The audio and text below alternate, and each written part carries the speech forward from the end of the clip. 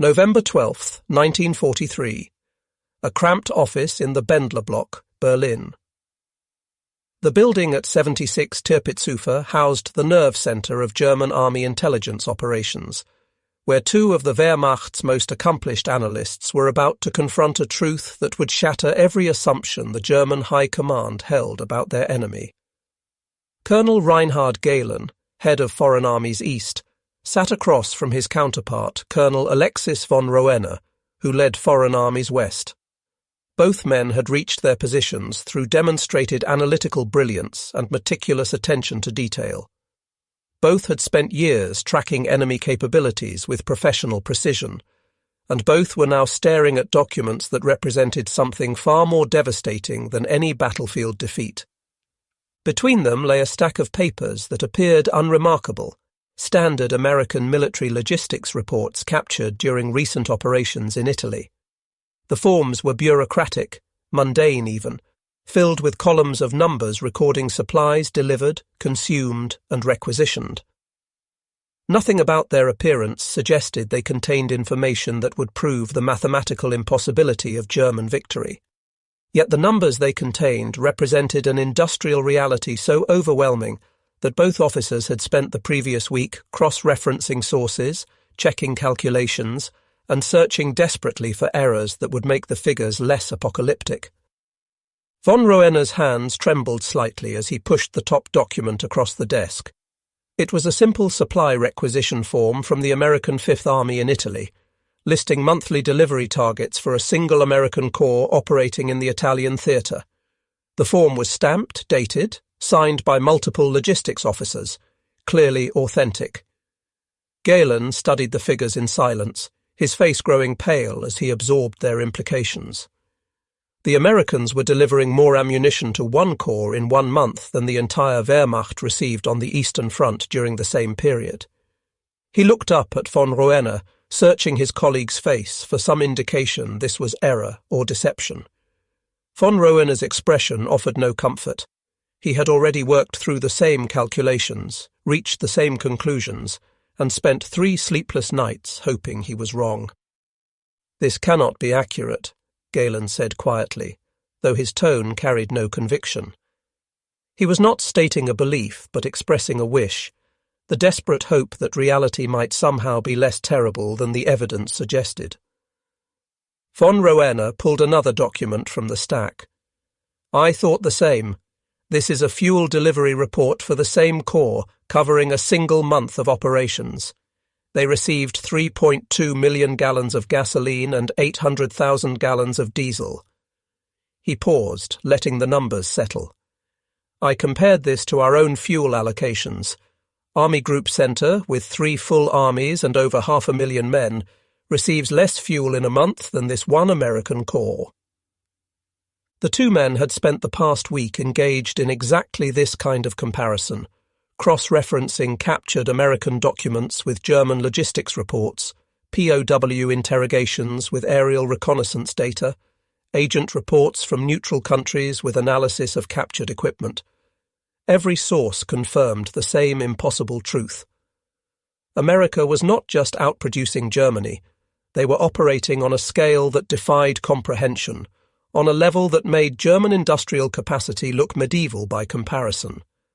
The numbers told a story that no amount of courage, tactical brilliance, or ideological fervour could overcome. Germany was fighting against arithmetic itself, and arithmetic always wins. The journey to this moment of terrible clarity had begun months earlier, but its roots stretched back years into fundamental miscalculations about American industrial potential. The German intelligence services had tracked Allied industrial capacity since before the war, compiling reports on factory locations, production capabilities, and resource availability. But they had consistently, catastrophically, underestimated what America could achieve when fully mobilized. This was not mere incompetence. The assumptions built into German strategic thinking, shaped by Nazi racial ideology and Germany's own industrial experience, made American industrial power seem impossible, even fantastical. Germany's own wartime experience coloured everything they believed about industrial production. By 1943, the Reich had mobilized every available resource, stripped occupied territories of raw materials and machinery, implemented slave labor on a massive scale, and pushed its industrial capacity to what seemed like absolute limits. German factories operated around the clock. Workers put in extended shifts. Production of weapons and ammunition had increased dramatically from pre-war levels. Germany was producing tanks, aircraft and artillery at rates that would have seemed unthinkable in 1939. Yet despite this total mobilization, despite conquering most of Europe and exploiting its resources, despite the desperate intensification of production under Albert Speer's direction, Germany was losing the material war. The fundamental German miscalculation began before the first shot was fired. In May 1940, President Franklin Roosevelt stood before Congress and announced that America would produce 50,000 aircraft annually as part of a massive rearmament program. Over the following months, he expanded this vision: 185,000 aircraft, 120,000 tanks, 55,000 anti-aircraft guns, and 18 million tons of merchant shipping within 2 years. These figures were transmitted to Berlin through multiple intelligence channels. When presented to Hitler and his advisers, the German leadership's response was dismissive, even contemptuous. The numbers were obviously American propaganda, they concluded, designed to intimidate Germany and boost Allied morale. The assessment seemed entirely reasonable based on available data. In 1939, American military aircraft production totaled fewer than 3,000 planes annually. The US Army ranked 18th in the world in size, smaller than Portugal's. American tanks were obsolete designs, few in number. The US Navy, while substantial, was divided between two oceans and focused on coastal defense rather than power projection. How could a nation with such limited military capacity suddenly increase production 60-fold in just 2 years? It violated every principle of industrial mobilization that German experience had established. Building factories took years. Training workers required months.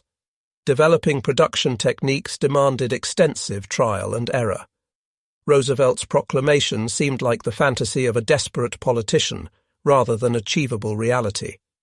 Reichsmarschall Hermann Göring, head of the Luftwaffe and one of Hitler's closest advisers, reportedly laughed when he heard Roosevelt's announcement. While this account comes from secondary sources rather than contemporary German documents, multiple historians cite Göring stating that Americans could only make refrigerators and razor blades and could never produce the military equipment necessary to defeat Germany.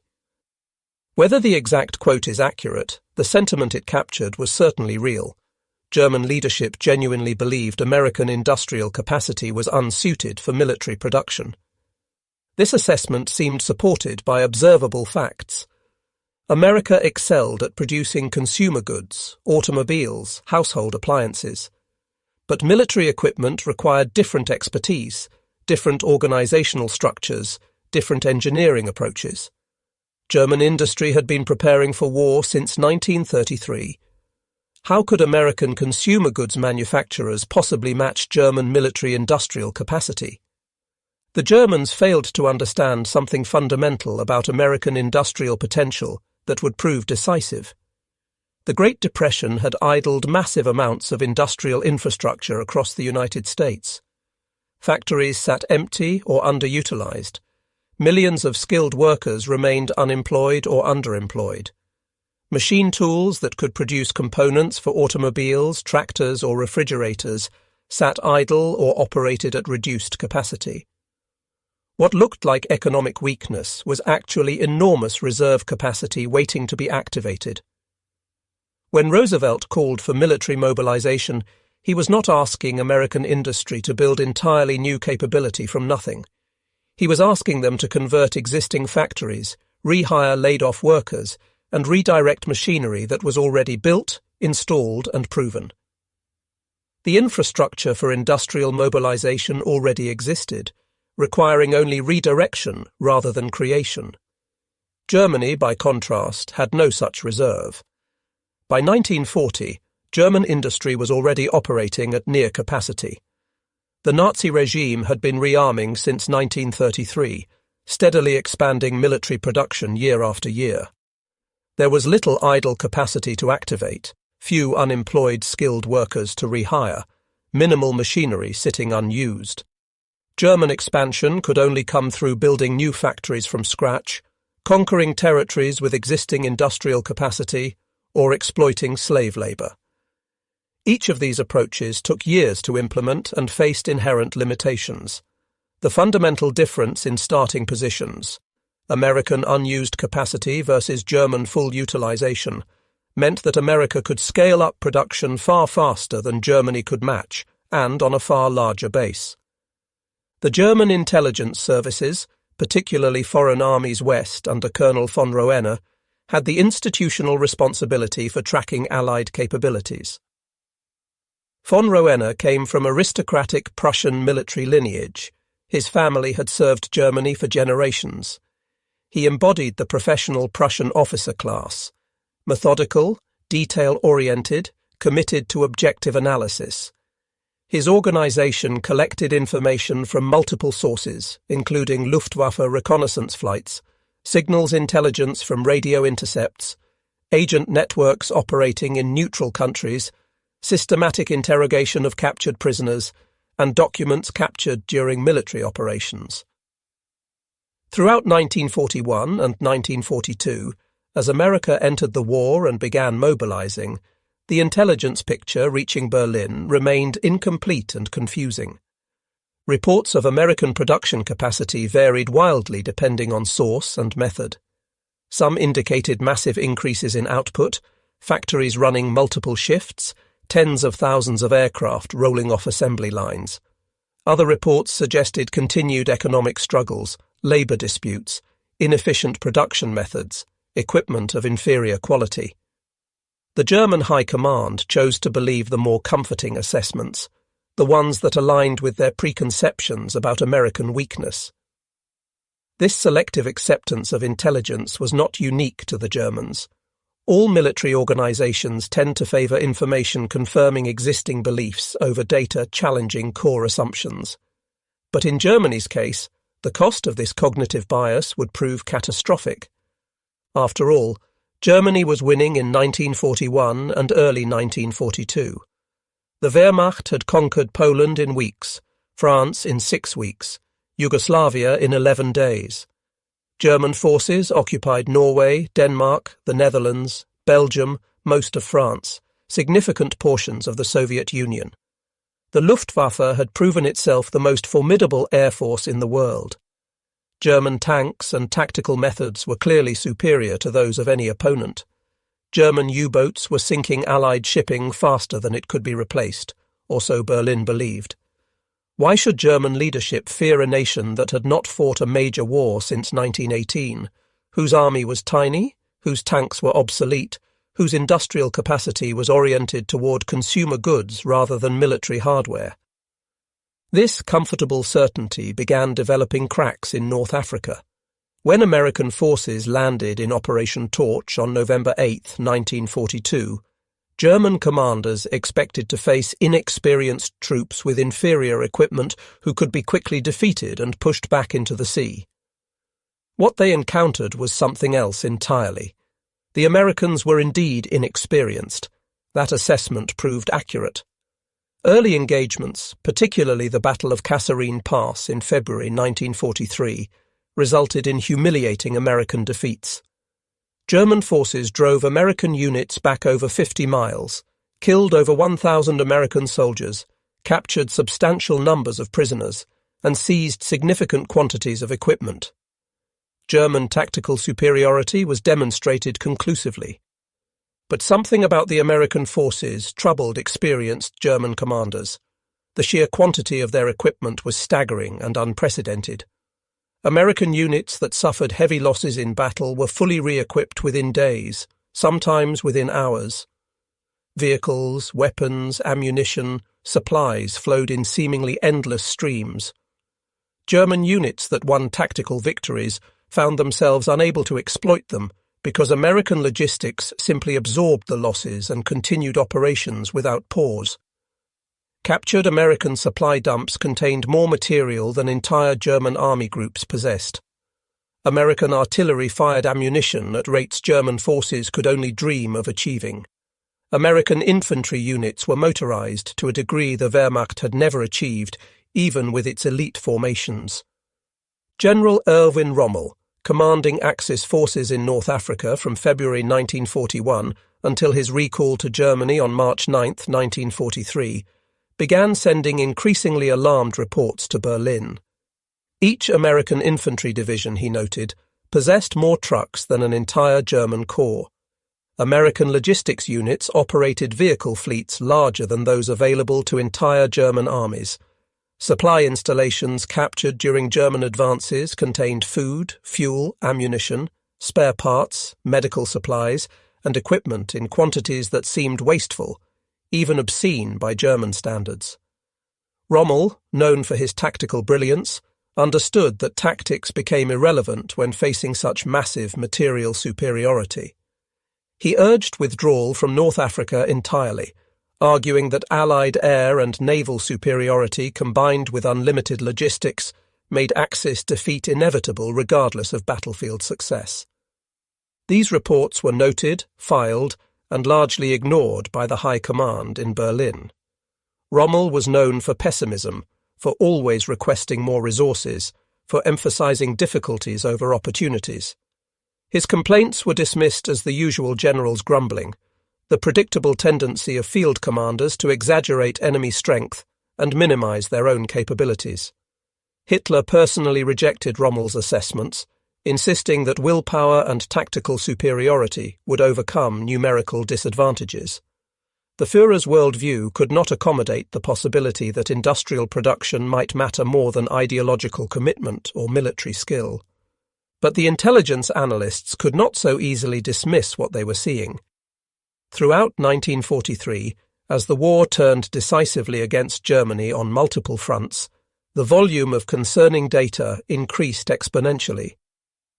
After the surrender of Axis forces in Tunisia on May 13, 1943, German intelligence conducted systematic interrogation of the approximately 125,000 captured German soldiers among the 250,000 to 275,000 total Axis prisoners. The debriefing teams, operating from questionnaires developed by the intelligence services, sought to understand not just tactical details of the fighting, but broader patterns of Allied, particularly American, military capability. The stories these prisoners told were remarkably consistent across rank, unit, and experience level. Every interrogated prisoner described American supply abundance that seemed wasteful by German standards. They spoke of entire meals being thrown away because soldiers did not like the taste. They described American vehicles being abandoned after minor mechanical problems because it was easier to requisition a new one than repair the old. They recounted seeing supply dumps larger than anything in the German army, containing food, ammunition, fuel, equipment in quantities that appeared unlimited. Medical supplies were available in abundance, including sulfur drugs that were increasingly scarce in Germany. Captured prisoners received better food as POWs than they had eaten as soldiers. Some accounts seemed so extreme that interrogators initially suspected exaggeration or Allied propaganda. But the consistency across hundreds of independent interrogations made dismissal impossible.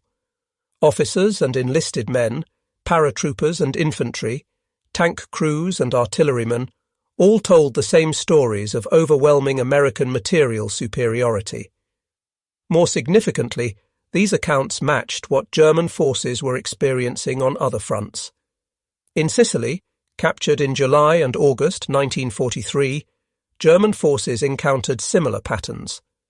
In Italy, where Allied forces landed in September 1943, the pattern repeated.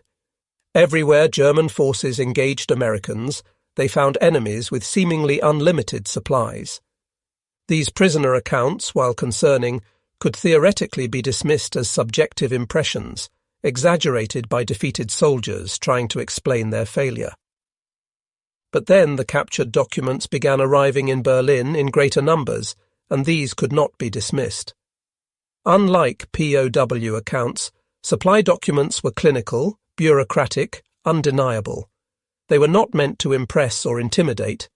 They were simply the routine paperwork of American military logistics, the mundane forms that tracked supplies through the military distribution system. And the numbers they contained were apocalyptic for German strategic planning. One particular document proved especially illuminating, a monthly supply report from an American Army Corps operating in Italy during autumn 1943. The report, stamped and signed by multiple logistics officers, listed deliveries and consumption for the month. The Corps consisted of approximately 80,000 men, comparable in size to a German Army Corps.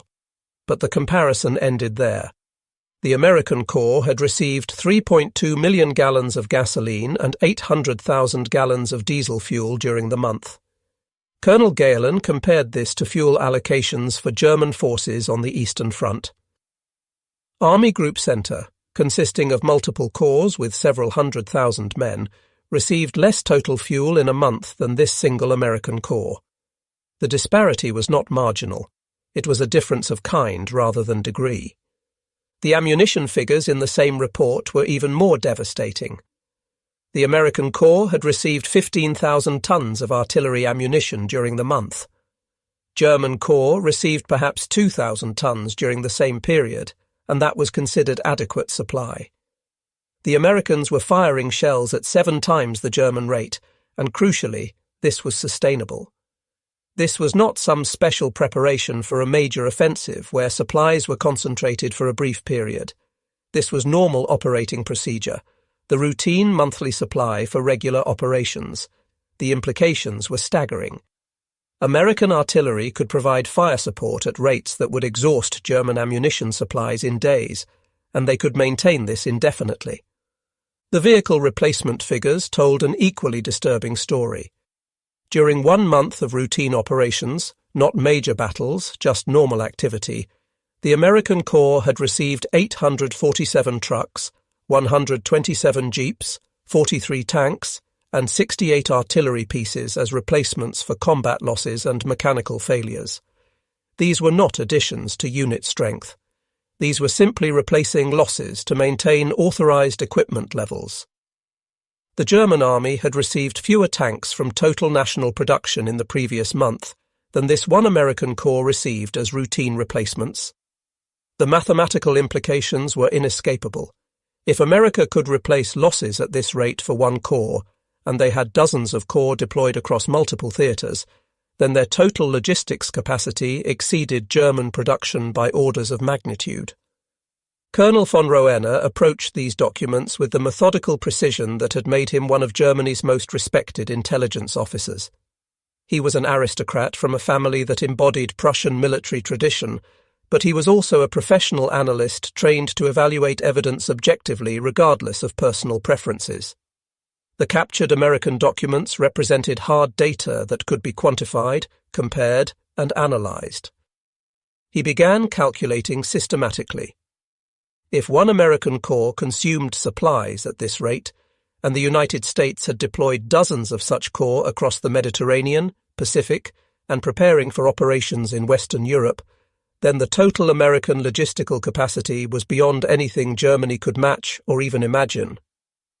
Von Roenne requested additional intelligence on American industrial production from all available sources.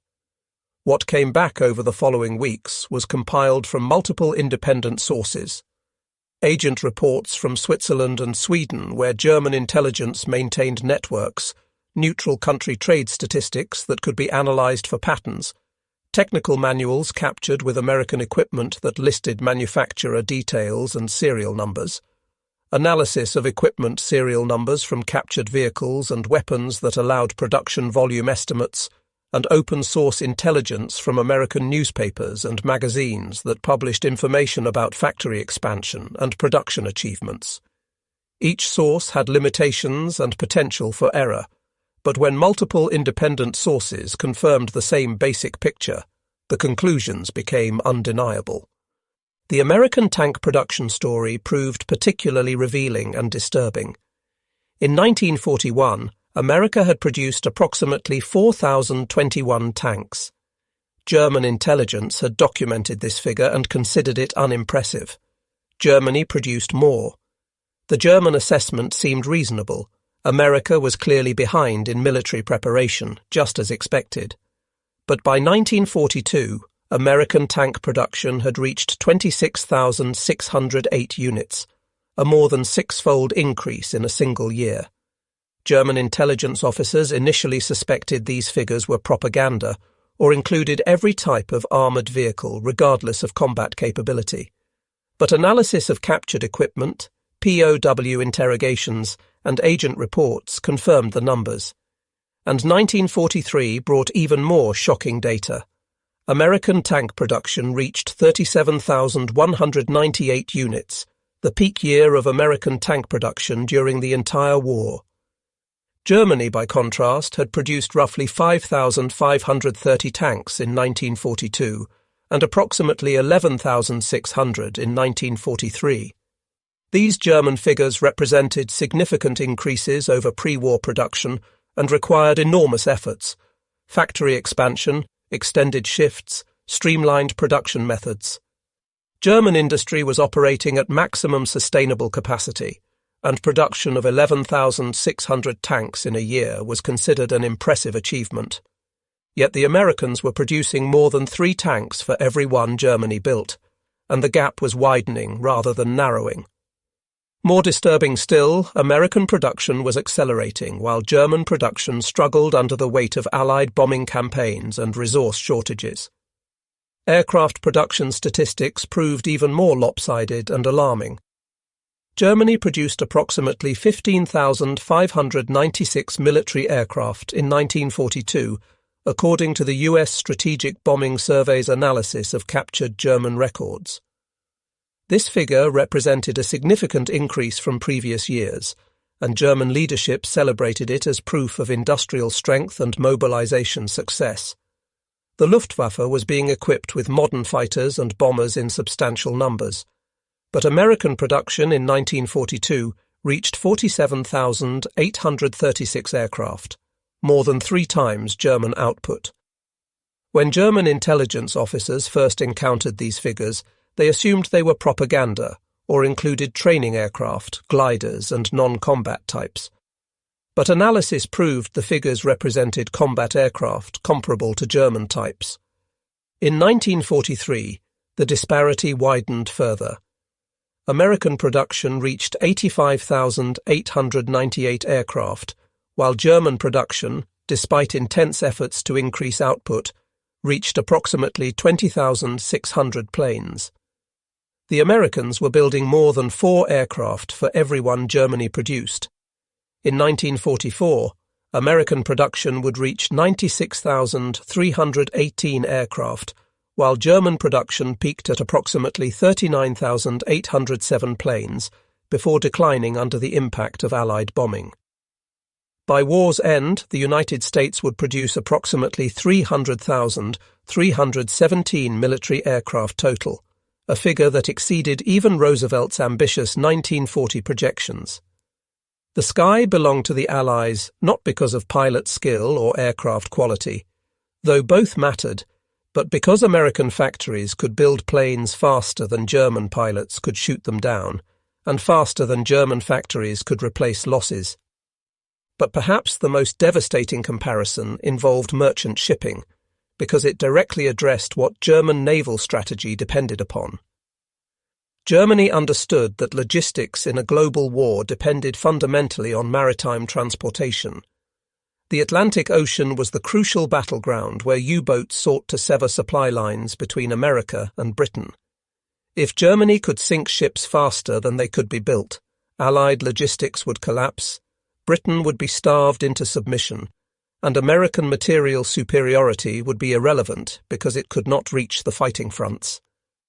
The U-boat campaign was Germany's answer to American industrial capacity: destroy the ships, and production numbers become meaningless. Germany tracked Allied shipping losses meticulously. In 1942, German U-boats achieved their greatest success, sinking 1,322 Allied ships totaling 6.3 million tons. This seemed like devastating success, the highest annual total of the war. Surely the Allies could not sustain such losses indefinitely. The Battle of the Atlantic appeared to be tilting toward Germany. U-boat commanders were celebrated as heroes, their successes prominently featured in German propaganda. Admiral Karl Dönitz, commander of the U-boat fleet, confidently predicted that sustained sinking rates would force Allied surrender before American industrial production could become decisive.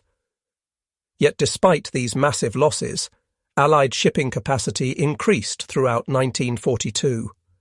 How was this possible? The answer lay in American shipbuilding capacity that defied all German understanding of industrial production. The captured documents and intelligence reports included increasing references to Liberty ships, a standardized cargo vessel design that American shipyards were producing at extraordinary rates. Initially, German intelligence dismissed reports of Liberty ship production rates as obvious propaganda, too absurd to credit. The claims stated that American shipyards were building these 10,000-ton cargo ships in an average of 42 days from keel laying to launch.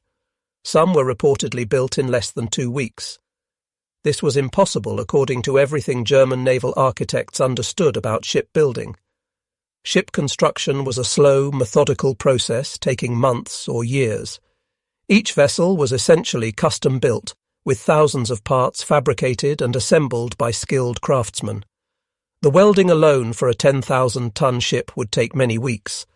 Claims of construction times under 6 weeks violated every known principle of ship construction. Yet prisoners of war consistently reported seeing dozens of Liberty ships in American ports. Captured documents referenced Liberty ship serial numbers in the thousands. Luftwaffe reconnaissance flights of American coastal areas, limited though they were, photographed shipyards with multiple similar-looking vessels in various stages of construction. Agent reports from neutral countries confirmed massive American shipbuilding expansion. Von Roenne requested a technical assessment from German naval intelligence, asking experts to evaluate whether the reported Liberty ship production rates were theoretically possible. The response confirmed the impossible. American shipyards were indeed producing Liberty ships at the reported rates using revolutionary construction methods. Instead of traditional riveting, Americans employed welding throughout, which was faster but required different skills. Instead of building ships sequentially from keel up, they prefabricated entire sections in parallel. Bow sections, stern sections, deck sections, engine rooms, all built simultaneously in different areas of the shipyard, then assembled like enormous building blocks. They employed assembly line techniques never before used in shipbuilding, applying lessons from automotive manufacturing to maritime construction. They built dedicated Liberty shipyards rather than adapting traditional shipyards, optimizing every aspect of the process for speed. They trained tens of thousands of new workers, including large numbers of women, in specialized welding and fabrication techniques. The results were staggering. At peak production, American yards were completing 3 Liberty ships per day. In 1943 alone, the United States launched 19.2 million tons of merchant shipping, while U-boats sank 2.6 million tons. America was building ships more than 7 times faster than Germany could sink them. Individual Liberty ships could be sunk, individual convoys could be attacked, but the overall mathematics were devastating for German strategy. Even if U-boats achieved unprecedented success rates, even if every U-boat patrol resulted in multiple sinkings, American production would still exceed losses by enormous margins. The Battle of the Atlantic was being lost not through any failure of U-boat tactics or crew courage, but through simple arithmetic. Germany could not sink ships fast enough to prevent the American industrial avalanche from reaching Europe. 2 specific Liberty ships illustrated American production capability with crystalline clarity. The SS Robert E. Peary was built in 4 days and 15.5 hours in November 1942, from keel laying to launch. The SS Joseph N. Thiel was built in 10 days in September 1942. German naval intelligence officers reviewing these reports initially assumed they were propaganda fabrications, but multiple sources confirmed the vessels existed and the construction times were accurate. The Maritime Commission itself acknowledged these were special incentive ships built as publicity stunts, with extensive prefabrication done before keel laying and significant fitting-out work after launch. These extreme records were not repeated because they proved inefficient for routine production. But even acknowledging these caveats, the fact that American shipyards could build ocean-going cargo vessels in days rather than months demonstrated a level of industrial capacity that Germany could not match.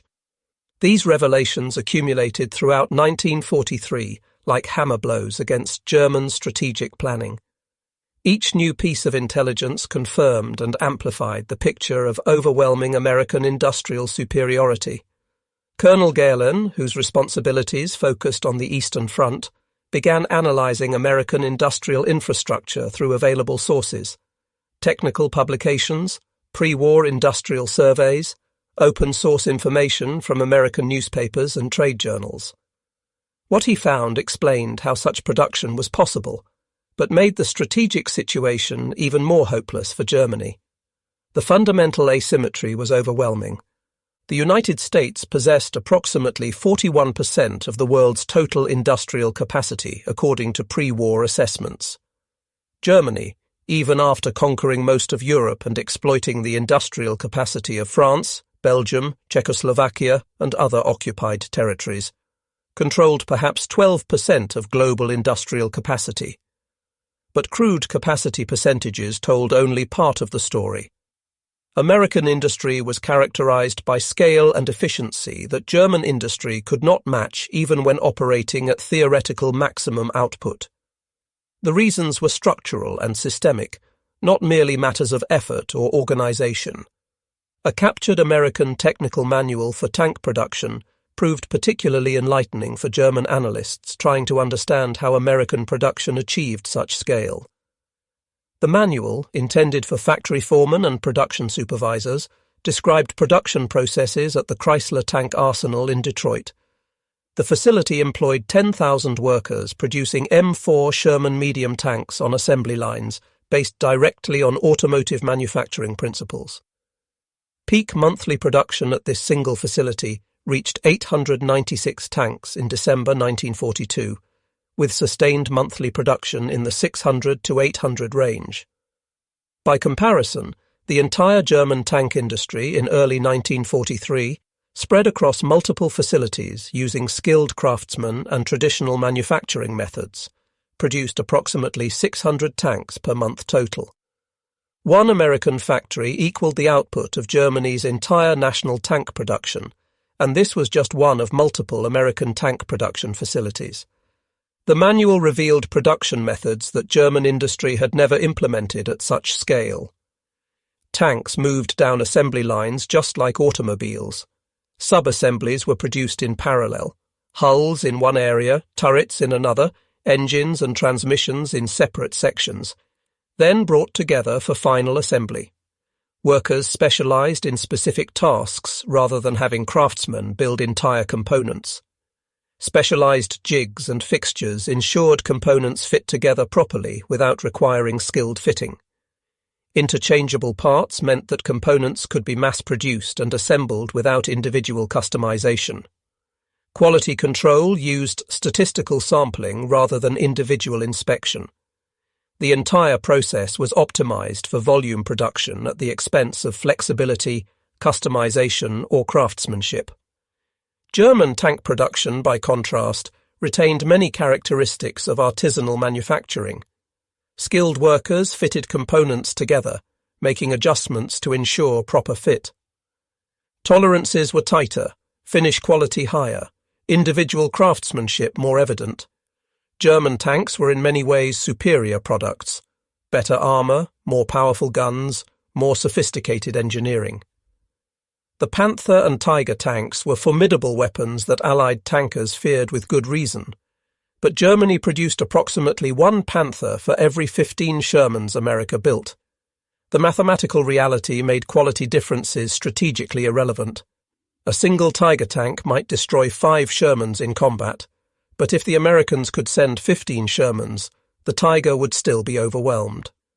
The Germans discovered that America had multiple tank production programs running simultaneously at different facilities, operated by companies with different specializations. The M4 Sherman alone was produced at 11 different facilities, operated by automotive companies like Ford, Chrysler, General Motors, and agricultural equipment manufacturers like Allis-Chalmers, and locomotive builders like Baldwin and Lima. These companies had no previous tank-building experience, but applied their existing manufacturing expertise, mass production techniques from automotive plants, heavy machinery fabrication from agricultural equipment makers, large-scale welding and metalworking from locomotive builders, to military manufacturing with devastating effectiveness. This distributed production model provided resilience that German centralized production could not match. If one Sherman production facility was bombed or experienced problems, 10 others continued production. Total production barely fluctuated. Germany, with more centralized production, was more vulnerable to disruption. A single successful bombing raid on a critical facility could significantly impact national production. The decentralized American model was not just more productive, but also more resilient, harder to disrupt, and capable of rapid expansion by bringing additional facilities online. Artillery production followed similar patterns of overwhelming American superiority. Germany produced approximately 11,000 artillery pieces of all types in 1943. Howitzers, field guns, anti-tank guns, anti-aircraft guns, representing the maximum output German industry could sustain. This figure included production from German factories and occupied territories, every facility that could be mobilized for artillery production. America produced approximately 43,000 artillery pieces in the same year, nearly 4 times German output, while simultaneously supplying Britain, the Soviet Union, and other allies with thousands more pieces through Lend-Lease programs. German forces in combat noted that American artillery support was overwhelming, not because of any technical superiority. German artillery pieces were often superior in design, but simply due to volume. American artillery units fired support missions that consumed more ammunition in hours than German units received in weeks. This was not tactical excellence or better fire control. It was industrial capacity translated directly to battlefield firepower. Truck production represented perhaps the starkest and most operationally significant comparison between American and German industrial capacity. Modern military operations require transportation. Armies move on wheels and rails. Supplies must be transported from ports or railheads to fighting units. Wounded must be evacuated. Troops must be moved to threatened sectors. Artillery must be positioned and repositioned. In short, military effectiveness in modern warfare depends fundamentally on logistics mobility, and logistics mobility depends on motor vehicles. The Wehrmacht remained partially horse-drawn throughout the entire war, with hundreds of thousands of horses providing transportation for artillery, supplies, and equipment. This was not a romantic attachment to traditional methods or cultural preference for horses. It was simple lack of sufficient motor vehicles.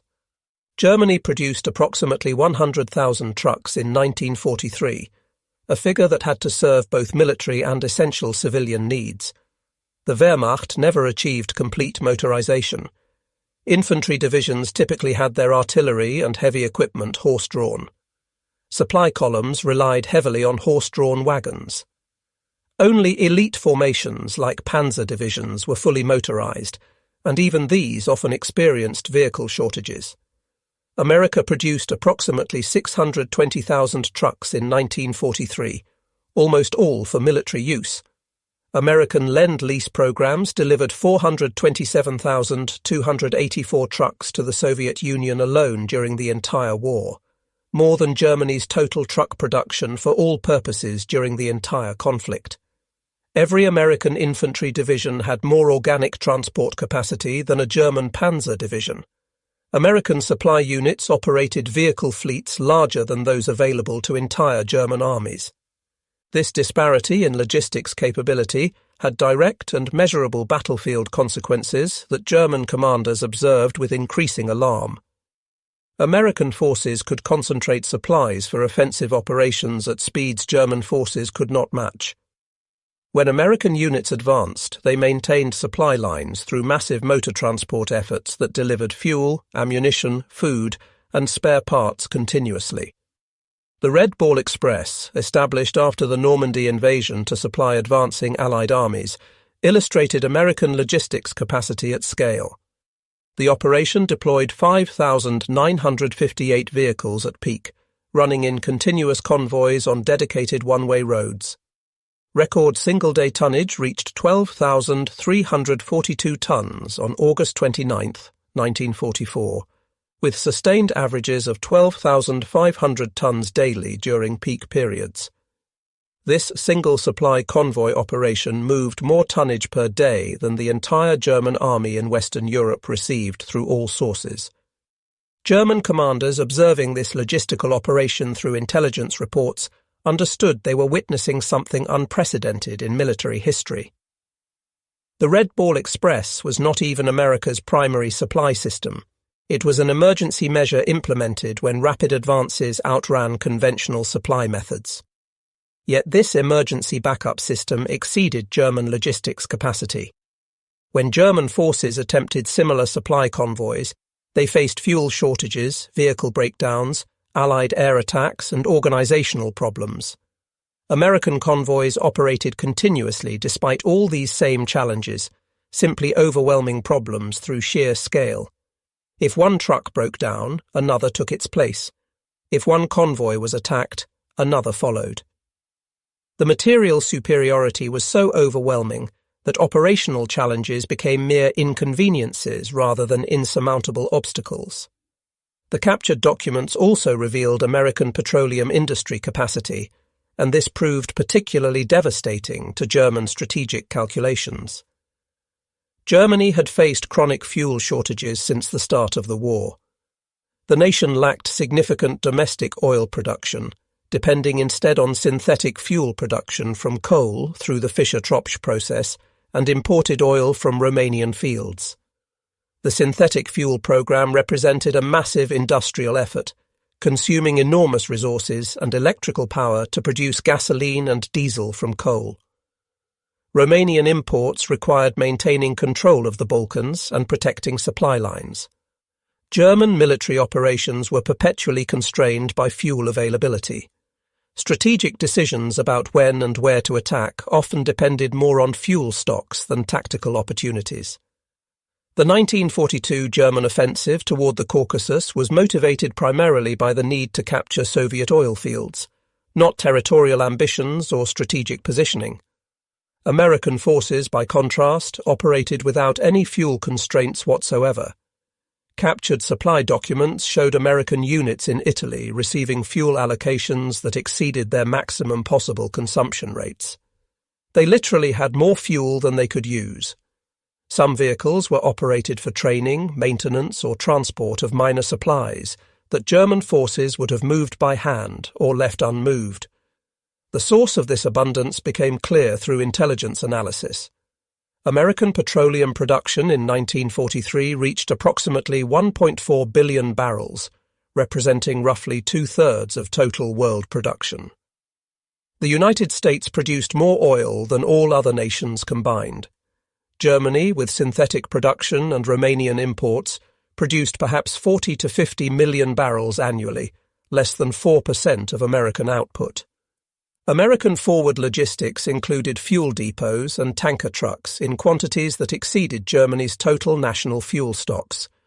Some captured documents referenced fuel being used for heating buildings, running electrical generators for non-essential purposes, and fueling vehicles for recreational trips.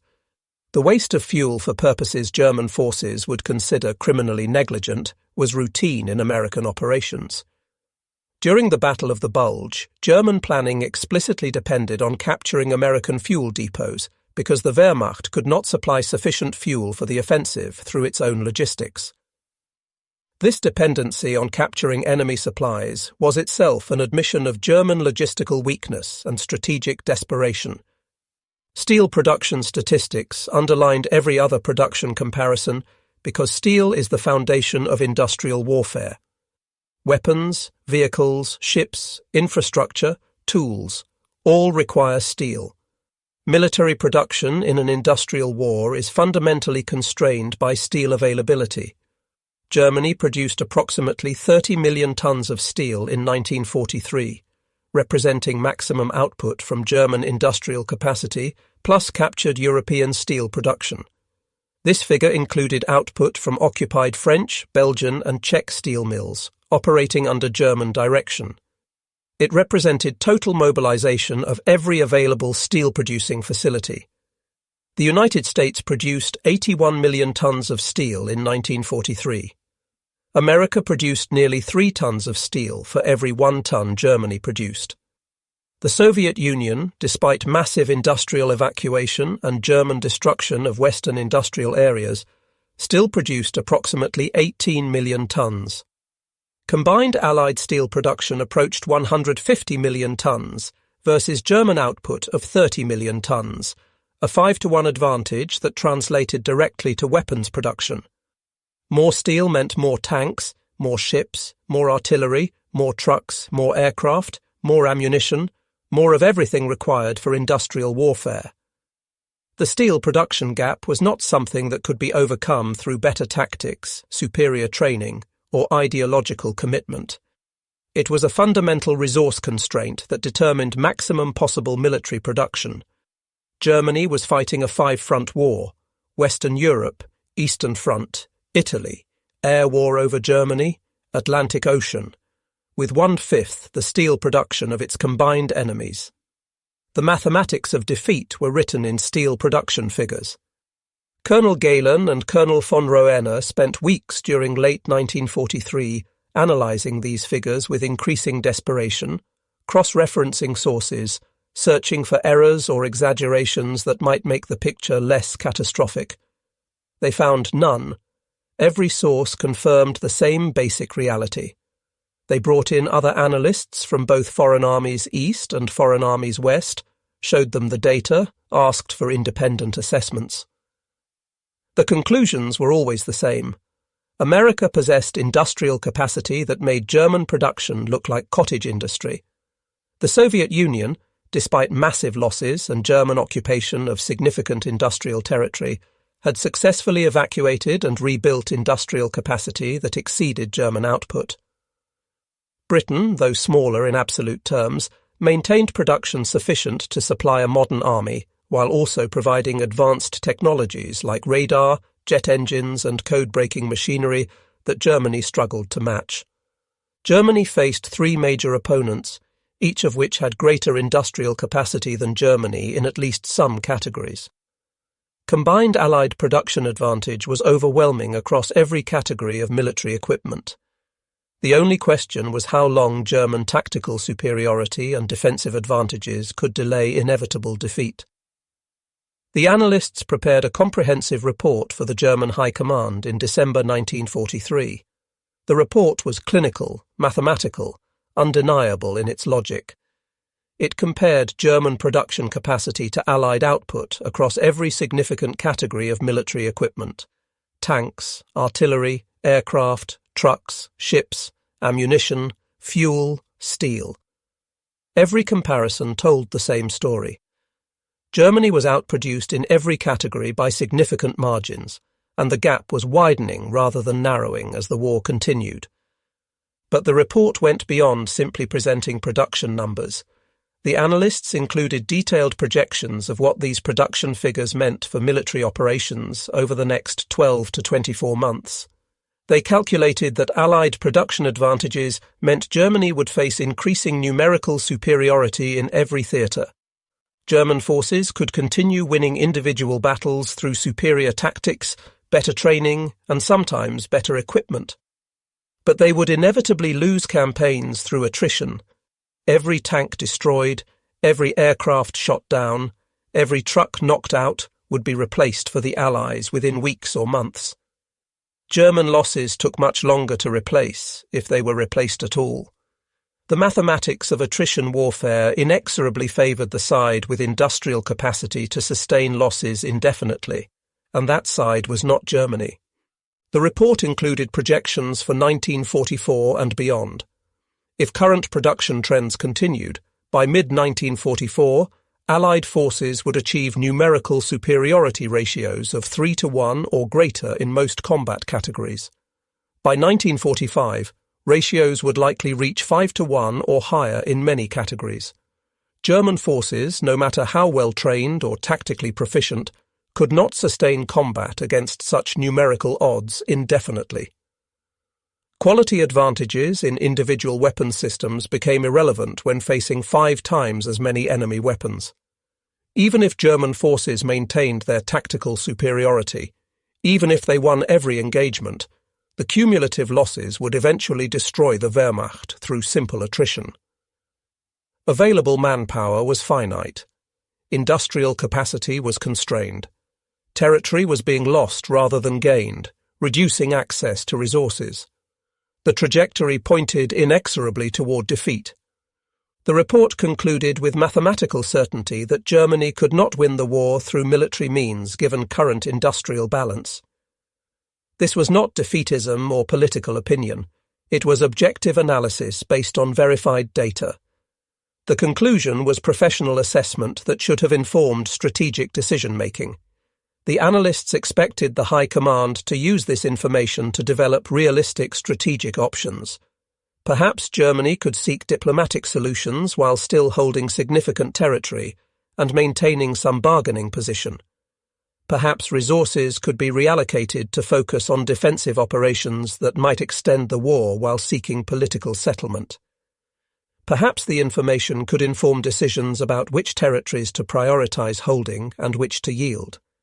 At minimum, realistic understanding of the situation might prevent wasteful offensive operations that consumed irreplaceable resources without achieving strategic objectives.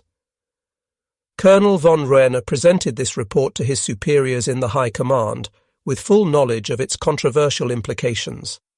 He was not a defeatist. His professional record demonstrated commitment to German victory. He was not a traitor. His Prussian military heritage and personal honour were beyond question. He was a professional intelligence officer presenting accurate analysis so that leadership could make informed decisions.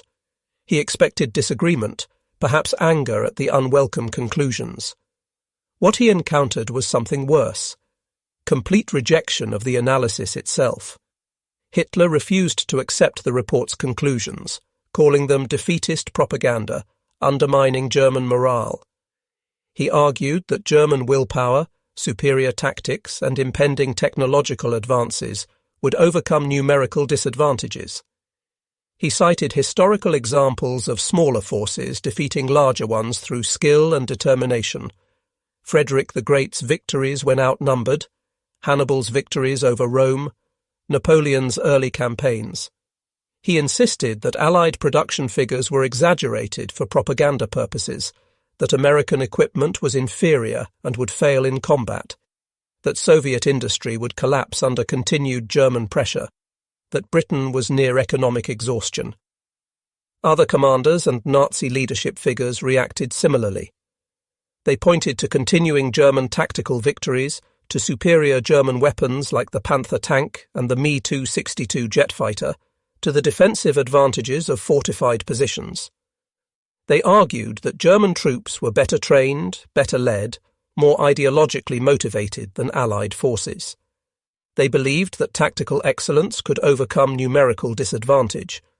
Some argued that secret weapons under development, jet aircraft, improved U-boats, V-weapons, would change the strategic balance. Von Roenne attempted to explain that tactics became irrelevant against overwhelming material superiority, that quality differences disappeared when facing 5 times as many enemies, that even the best troops could not fight effectively without fuel, ammunition, and replacement equipment. His arguments were dismissed as defeatism. The report was filed and ignored. The German High Command's rejection of these intelligence assessments represented a fundamental failure to understand how modern industrial warfare worked. Military traditions from previous centuries emphasized courage, skill, leadership, tactical brilliance as the decisive factors in warfare. These qualities had won wars for thousands of years. Individual warriors with superior training could defeat larger numbers of inferior opponents. Superior tactics could overcome numerical disadvantages. Brilliant commanders could achieve victory through maneuver and deception. But World War II was different from all previous conflicts. It was the first truly industrial total war where victory depended more on factory output than battlefield prowess. The nation that could produce more tanks, planes, guns, ammunition and supplies would win through simple attrition, regardless of tactical considerations. Germany's military leadership, trained in traditional Prussian military methods, could not psychologically accept this new reality. But some German officers did understand. General Heinz Guderian, one of Germany's greatest tank commanders and theorists of armoured warfare, wrote in his memoirs about studying captured American equipment and supply documents. He concluded that Germany was fighting an enemy with unlimited industrial resources and that victory was impossible under these circumstances. Field Marshal Erwin Rommel reached similar conclusions after fighting British and American forces in North Africa, Italy, and France. He noted in letters to his wife and in official reports that German tactical superiority meant nothing against enemies who could replace losses immediately, while German units fought with steadily dwindling resources. In 1944, he would be driven to participation in the plot against Hitler, partly from this recognition that the war could not be won militarily. Albert Speer, appointed Reich Minister of Armaments and War Production in February 1942, understood the production gap and worked frantically to increase German output. He achieved significant increases through rationalization of production, better resource allocation, and ruthless exploitation of slave labor. German production increased substantially under his direction. 1943 and 1944 saw peak German output in most categories. But Speer knew his efforts were insufficient. After Allied bombing of synthetic oil facilities began in May 1944, Speer concluded the war was economically lost. The May 12, 1944 bombing of the Leuna synthetic oil plant was, in Speer's later words, the day the technological war was decided. He would later state, "On that day, it was clear to everyone in German industry that they had lost the war." Yet he continued demanding production increases, making speeches about secret weapons and ultimate victory, because his worldview and position left no alternative. The intelligence analysts continued their work throughout 1944, even as their reports were systematically dismissed or ignored. They documented the Allied invasion of Normandy on June 6, 1944, with the same mathematical precision they had applied to production statistics. The landing involved approximately 5,000 ships carrying 156,000 troops in the first day, followed by millions more in subsequent months. The logistical planning and execution involved in such an operation exceeded anything Germany had attempted, even at the peak of its power. The artificial Mulberry harbours deployed to support the invasion, temporary harbours built in Britain, towed across the English Channel, and assembled off the Normandy coast, represented engineering and industrial capacity that German forces could not match. Each Mulberry harbour was roughly the size of Dover Harbour, Britain's major port, but built specifically for this invasion and considered expendable. Within weeks of the landing, Allied forces were receiving supplies through these artificial harbours at rates that would have sustained the entire Wehrmacht. Supply depots established in Normandy contained more material than existed in all of Germany. Photographic reconnaissance showed fuel dumps, ammunition stockpiles, vehicle parks, supply warehouses covering square miles. Allied logistics operated at scales that made German supply operations look primitive. American combat units consumed supplies at rates German forces could not imagine sustaining. Artillery-fired support missions measured in thousands of rounds per day. Infantry units were resupplied daily with fresh food, ammunition, replacement equipment. Vehicle maintenance was supported by mobile repair facilities, carrying enormous inventories of spare parts. Medical care included frontline surgical hospitals equipped with supplies and equipment, better than most civilian hospitals in Germany. The intelligence services documented American air operations in Europe with similar precision. By late 1944, American and British air forces were flying thousands of sorties daily, dropping thousands of tons of bombs, losing hundreds of aircraft to flak and fighters, and replacing those losses immediately. The 8th Air Force operating from Britain alone had more aircraft than the entire Luftwaffe. A single American bomb group, roughly equivalent to a German Geschwader, had more aircraft than some German Fliegerkorps. German aircraft production, despite Speer's desperate efforts, peaked at approximately 39,807 aircraft in 1944 before declining sharply under the combined effects of Allied bombing, fuel shortages, and resource constraints. American production in 1944 reached 96,318 aircraft. The Americans were building more than 2 aircraft for every 1 Germany produced, and American aircraft were increasingly sophisticated. Long-range fighters like the P-51 Mustang, heavy bombers like the B-17 and B-24, and specialized aircraft for every role. The sky belonged to the Allies by 1944 because American factories could build planes faster than German pilots, and flak guns could shoot them down. The Luftwaffe was dying through attrition, losing experienced pilots who could not be replaced, burning fuel that could not be replenished, flying aircraft that were outnumbered by factors of 5 to 1 or higher. German jet aircraft like the Me-262 represented technological superiority, but Germany produced only about 1,400 Me-262s total. They were outnumbered by thousands of Allied conventional fighters and could not change the strategic balance. Quality became irrelevant against overwhelming quantity. The final devastating intelligence came in late 1944 through detailed analysis of Allied logistics operations in France. After the Normandy breakout in late July and August, American forces advanced rapidly across France, liberating Paris, pushing toward the German border. For a brief period in late August and early September, American forces outran their supply lines. Supply trucks were traveling hundreds of miles from Normandy beaches to advancing units, consuming enormous amounts of fuel just for the journey. This should have created opportunities for German counterattacks against overextended Allied forces with vulnerable supply lines. Instead, the Americans simply flew supplies forward.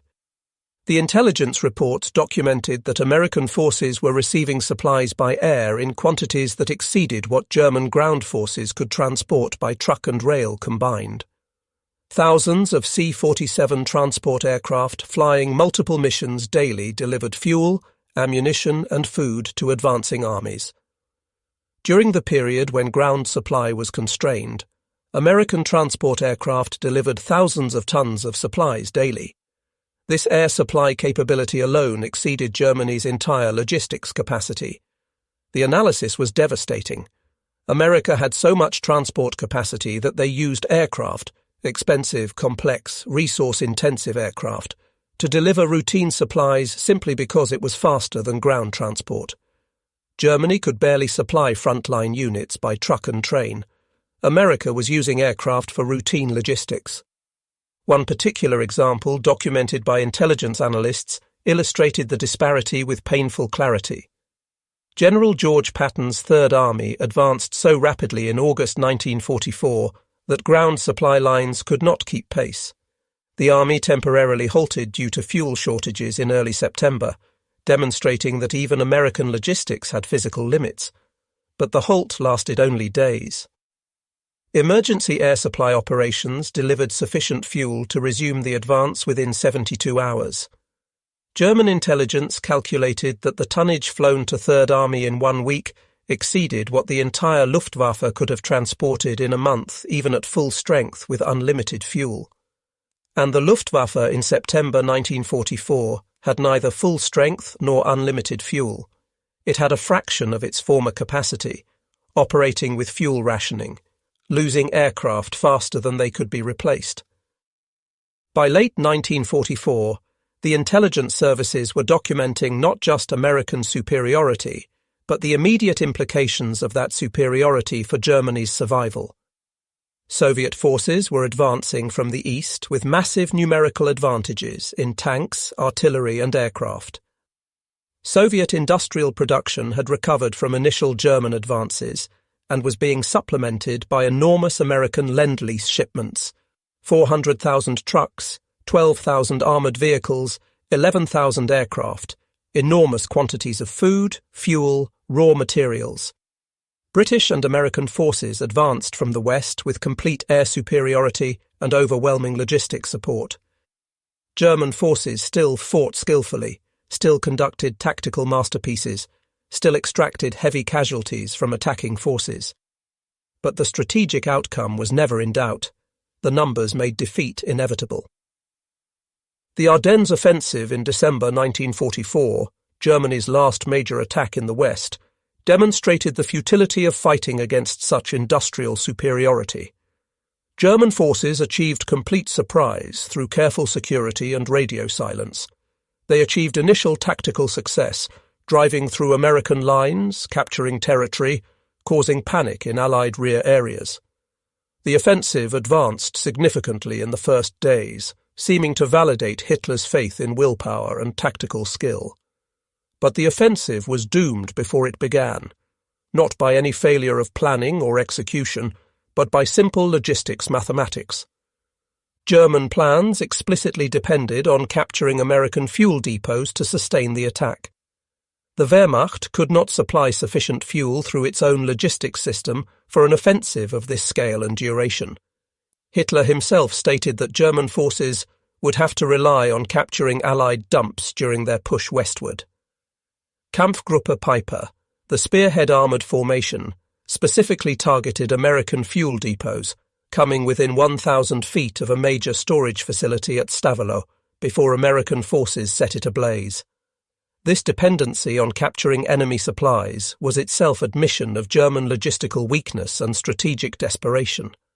No successful military operation should depend on seizing enemy resources to continue. That the German High Command approved such a plan demonstrated how divorced from reality their strategic thinking had become. When American forces recovered from initial surprise and brought their material superiority to bear, the German offensive collapsed within weeks. American units that suffered heavy initial losses were reinforced and resupplied within days. The 101st Airborne Division, surrounded at Bastogne, was sustained by air supply while American armoured forces fought through to relieve them. German forces that initially advanced rapidly found themselves immobilized by fuel shortages under constant air attack when weather cleared, facing enemy reinforcements arriving faster than German commanders thought possible. The offensive consumed Germany's last operational reserves of fuel, armour and experienced troops for no strategic gain whatsoever. Intelligence analysis of the Ardennes operation confirmed earlier assessments with brutal clarity. American forces lost heavily in the initial fighting, approximately 19,000 killed, 47,500 wounded, 23,000 captured or missing. But these losses were replaced within weeks. Within a month, American forces were stronger than before the offensive began. German losses were proportionally smaller, approximately 12,000 killed, 38,000 wounded, 30,000 captured or missing, but irreplaceable.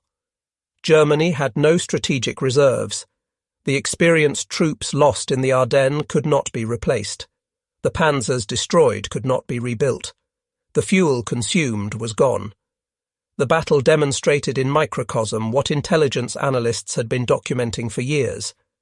German tactical skill and initial success meant nothing against enemies who could absorb losses and continue fighting with undiminished strength, while German strength declined inexorably. Colonel Alexis von Roenne did not live to see Germany's final defeat. He was arrested in July 1944 for peripheral connections to the July 20th plot against Hitler. Though his involvement was minor, he knew of the conspiracy but did not actively participate. The Nazi regime executed him on October 12, 1944 at Plötzensee prison. His death removed one of Germany's most accurate intelligence analysts, a man who had tried repeatedly to provide objective assessment of enemy capabilities to inform strategic decisions. Historians would later discover that von Roenne had been secretly anti-Nazi for years, and had deliberately passed deceptive Allied intelligence about D-Day preparations to Hitler, making him an unwitting Allied asset while ostensibly serving German intelligence. His execution was both personally tragic and professionally symbolic. Nazi Germany literally killed the messenger for bringing unwelcome truths. Colonel Gehlen survived the war. In the final months, he organized the preservation of foreign armies' East files, microfilming documents and hiding them in the Bavarian Alps. After German surrender, he contacted American forces and offered his intelligence files and expertise. The Americans, recognizing the value of his knowledge about Soviet forces as the Cold War began, employed him. He would later lead West German intelligence services, his analytical capabilities recognized even by former enemies. The Foreign Army's East files he preserved became valuable intelligence assets for the Western Allies. The story of German intelligence analysis during World War II reveals profound truths about modern warfare that remain relevant decades later. Industrial capacity determines victory in total war between modern industrial nations. Courage, skill, tactical brilliance, ideological fervor. All these matter, but they cannot overcome overwhelming material disadvantage. The Germans discovered this truth through careful analysis of captured American supply documents, systematic production statistics, and rigorous mathematical calculation. They presented this truth to their leadership repeatedly throughout 1943 and 1944. Their warnings were ignored because accepting them meant accepting inevitable defeat. The captured American supply charts and logistics documents that so shocked German analysts in late 1943 were not secret weapons or classified technologies. They were mundane bureaucratic paperwork, routine accounting of supplies received and consumed, standard military logistics documentation. Their power lay not in revealing secrets, but in demonstrating reality. America could produce, transport, and consume military supplies at scales Germany could not match. This simple truth, confirmed through careful intelligence analysis, determined the war's outcome more surely than any battle. Logistics is the unglamorous but essential foundation of military power. An army without fuel cannot move. An army without ammunition cannot fight. An army without food cannot survive. Superior tactics mean nothing when soldiers lack the material means to execute them. The mathematical impossibility of German victory was clear to professional intelligence analysts by late 1943. Every subsequent month confirmed and amplified this conclusion with additional data. American production increased while German production stagnated or declined under Allied bombing. Soviet production recovered and expanded beyond German capacity. British production, though smaller in absolute terms, contributed crucial technologies and significant material. The combined Allied production advantage grew from 3-1 in 1943 to 5-1 or greater by 1945. The human cost of ignoring these intelligence assessments was staggering and tragic. Germany fought for approximately 18 months after intelligence services concluded victory was impossible. Millions died in fighting that professional analysts knew could not change the ultimate outcome. Cities were destroyed, populations decimated, Europe devastated, Jewish communities annihilated, all while intelligence reports sat in files documenting the mathematical certainty of defeat. The tragedy was not just that Germany lost. The tragedy was that the loss was predictable, documented, and presented to leadership who refused to accept mathematical reality. The German intelligence analysts who studied American supply capabilities and production statistics performed their professional duties with competence and integrity. They gathered information from multiple independent sources. They analysed data carefully and systematically.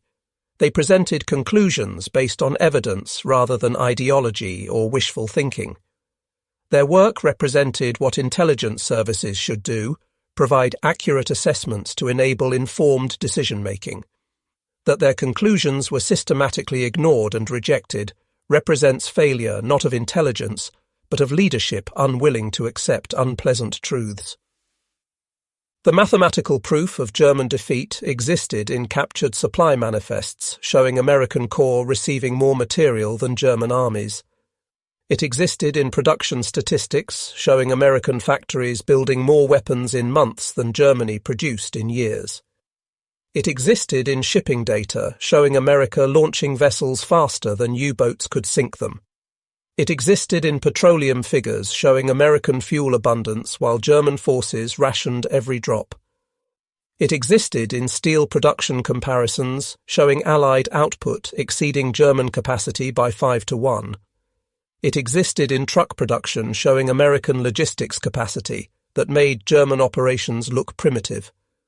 The proof was comprehensive, verified from multiple sources, mathematically undeniable, and systematically ignored by those with power to act on it. Looking back from the perspective of 8 decades, the German intelligence assessments of 1943 and 1944 appear both prescient and tragically futile. The analysts were correct in every major conclusion. Victory was impossible given the industrial balance. The mathematics of attrition made defeat inevitable. No amount of tactical skill could overcome such fundamental material disadvantage. But this knowledge changed nothing because leadership chose to believe in willpower, ideology, and historical destiny rather than arithmetic. The war continued until Germany's complete military collapse, until cities were ruins, until millions more were dead, until the Third Reich was utterly destroyed, until the evidence of defeat was written not in captured documents, but in occupied territory and unconditional surrender. The lesson from this historical episode transcends World War II and remains relevant for understanding conflict between modern industrial nations. Accurate intelligence is worthless if leadership refuses to accept unwelcome conclusions. Systematic analysis means nothing if decisions are based on ideology rather than evidence. Professional competence becomes irrelevant when confronted with willful blindness. German intelligence provided accurate assessment of enemy capabilities and probable outcomes.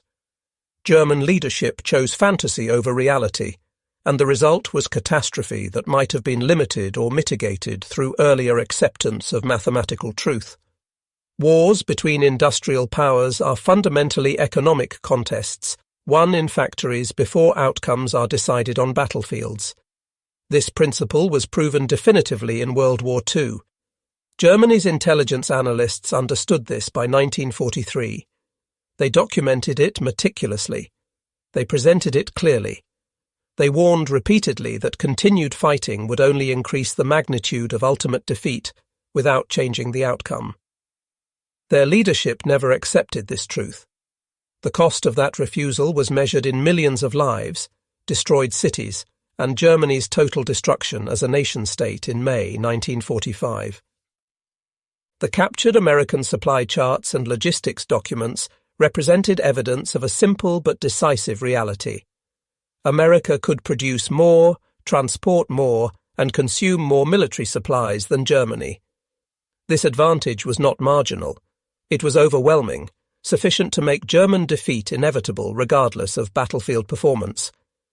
3-1 advantages in production can be overcome through superior tactics, better equipment, advantageous terrain.